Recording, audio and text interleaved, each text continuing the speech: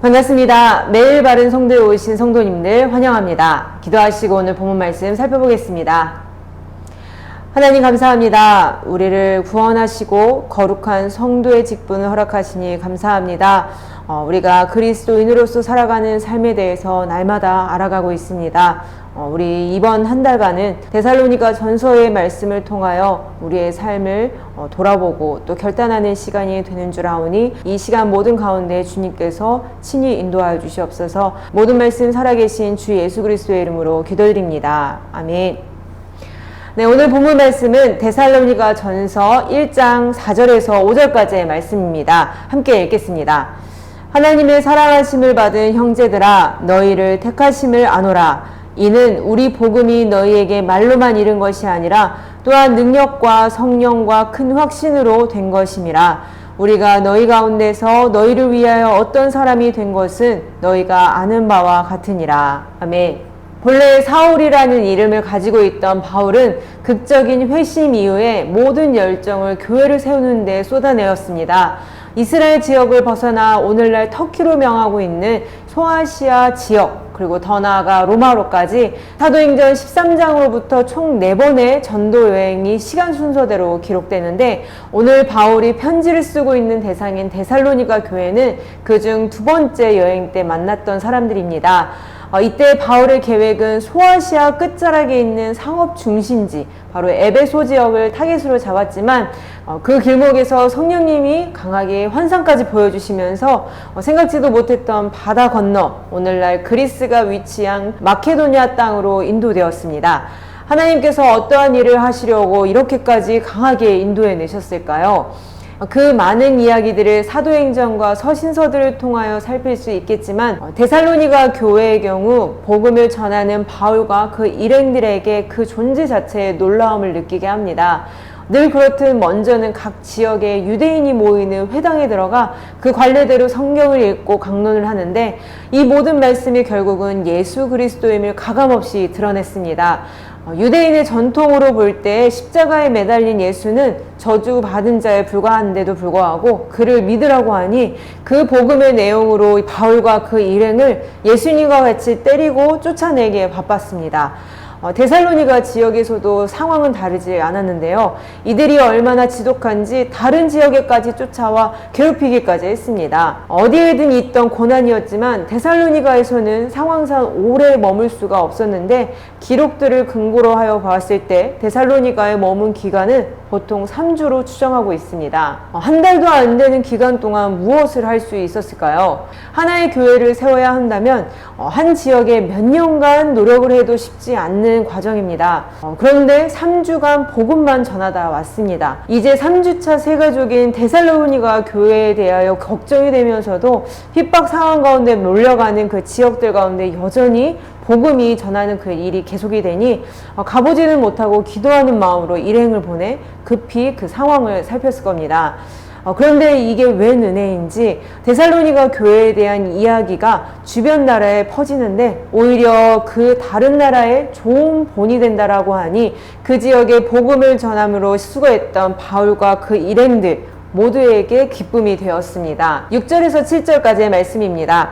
또 너희는 많은 환난 가운데서 성령의 기쁨으로 말씀을 받아 우리와 주를 본받는 자가 되었으니, 그러므로 너희가 마케도냐와 아가야에 있는 모든 믿는 자의 본이 되었느니라. 아멘. 바울이 이들에게 주를 본받는 자로서 모든 이들에게 본이 되었다라고 말합니다. 그들이 자리 잡고 있던 그 지역은 헬라 문화의 중심지였습니다. 세상이 추구했던 바는 그리스도를 따르는 자들의 삶과 많이 달랐죠. 황제를 숭배한다던가 많은 신들을 모아놓고 경배하는 일, 이를 돈벌이로 하는 많은 사람들과는 구별되어서 자신들이 믿는 그 예수 그리스도만을 경배했고 그리스도께서 보여주시고 가르치신 것들에 순종하려는 삶으로 만들어간 겁니다. 이런 삶이 쉽지 않은 가운데 함께 주를 믿는 자들이 서로 격려하며 어려울 때 뭉치고 실질적으로 돕는, 이렇게 주 안에서 가족이 되니 이 어려움을 뛰어넘어 오히려 당당하게 주님의 이름이 그 자리 가운데 빛나게 드러나게 되는 겁니다. 겁니다. 다시 한번 생각해 볼 것은 데살로니가의 이러한 모습, 오랜 기간 동안 만들어진 게 아니었습니다. 시간의 길고 짧음의 문제가 아닌 오직 들은 말씀을 가지고 또한 살아계신 성령님께서 이들과 함께 하시기에 가능했던 일입니다. 이 말씀을 전했던 바울은 자신의 지혜와 기교로 꾸며내지 않았다라고 분명히 고백합니다. 고린도전서 2장 1절에서 2절까지의 말씀을 볼 때 오직 우리를 구원하신 그리스도만을 드러내기로 작정하였고 또 그렇게 항상 복음을 전해왔습니다. 바울은 성령님의 좋은 도구, 좋은 일꾼이 되었고 그를 통해 전해진 그 하나님의 말씀을 가지고 직접 하나님께서 그 믿는 자들을 통치하시고 인도하시는 크신 능력을 보이신 겁니다. 고린도전서 4장 20절 말씀입니다. 하나님의 나라는 말에 있지 아니하고 오직 능력에 있음이라. 아멘. 데살로니가 교회를 통해서 바울과 그 일행이 자신의 수고에 대한 열매로서 기쁨을 얻는 것도 맞지만 이들의 존재와 그들의 살아가는 모든 순간이 하나님께서 살아계시고 우리보다 더 뛰어난 일을 지금 행하고 계신다라는 것을 증명하게 되니 이들에게도 도전이 되어 지금 하고 있는 그 사역들에 대한 확신을 가지고 모든 일들에 하나님께서 일할 것을 기대하는 마음으로 힘을 얻게 되었을 겁니다. 이렇게 능력이 나타나는 가운데 우리 살아계신 하나님께서 일하고 계심을 계속해서 우리는 보게 됩니다. 4절 말씀입니다. 하나님의 사랑하심을 받은 형제들아 너희를 택하심을 아노라. 아멘. 성경은 계속해서 우리가 택하심을 받았다고 말하고 있습니다. 어떻게 알 수가 있나요? 하나님의 말씀을 믿는 믿음을 기초로 드러나는 능력의 삶을 통하여 입증이 됩니다. 매일 마주하는 세상의 환경들에서 날마다 공급되는 그 말씀들을 붙잡고 순간순간 나에게 말씀하시는 그 음성에 순종하는 그 모습들, 혹시 넘어졌더라도 그 상태가 원래 나였다라며 자포자기하기보다는 손 내미시는 주님을 바라보면서 다시 한번 일어서는 그 모습들, 이렇게 서로에게 끊임없이 일어나는 처절한 싸움에 응원하며 격려하는 이 모습들 가운데 하나님의 살아계심, 그분의 능력이 드러나는 겁니다. 흐름을 거스러 올라가는 이 모습들을 보며 세상은 놀랄 것이며 또 믿는 자들에게는 큰 도전을 주어서 함께 승리의 길로 나아가 크나큰 또 다른 힘이 될 수 있습니다.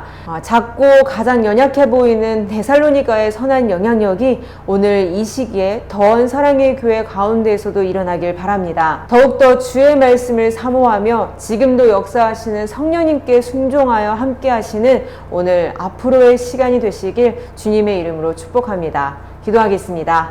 하나님 감사합니다. 우리의 삶의 주관자 되시고 날마다 너무나도 세밀하게 우리를 이끌어 가신 줄 믿습니다. 오늘 하루도 세상 가운데 살아가지만 그리스도인으로서 또한 성도로서 살아갈 수 있게 지혜와 능력을 공급하여 주셔서 주님과 함께 승리의 날을 맛볼 수 있도록 주님 인도하여 주시옵소서. 이 모든 말씀 살아계신 주 예수 그리스도의 이름으로 기도드립니다. 아멘.